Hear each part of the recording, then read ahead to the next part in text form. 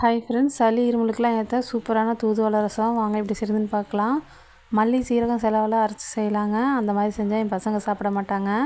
அதனால் நான் சிம்பிளாக இந்த மாதிரி செஞ்சுருக்கேன். ஒரு மிக்ஸி ஜாரில் 3 பழுத்த தக்காளி பழம், 5-6 பல் பூண்டு, 1 ஸ்பூன் சீரகம், நம்ம கழுவி எடுத்து வச்சுருக்க தூதுவளை இலை, 1 ஸ்பூன் மிளகுத்தூள் சேர்த்துக்கலாங்க. இது வந்து வீட்லேயே அரைச்ச மிளகுத்தூள்.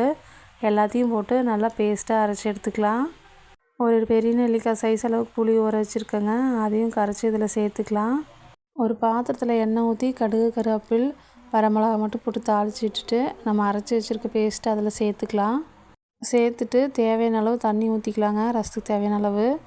கூடவே கொஞ்சம் கல் உப்பு போட்டு நல்லா கலக்கி விட்டுடலாம். இதுக்கு வந்து பார்த்திங்கன்னா நான் ரசப்பொடி எதுவுமே போடலைங்க. நான் மிளகுத்தூள் போட்டிருக்கேன். அந்த காரமே போதும். ரசம் வந்து நல்லா கொதிக்கணுங்க. அப்போ தான் இந்த தூதுவளை இலையோட பச்சை வாசம் போகும். நல்லா கொதித்ததும் பெருங்காயத்தூள் தூவி இறக்கி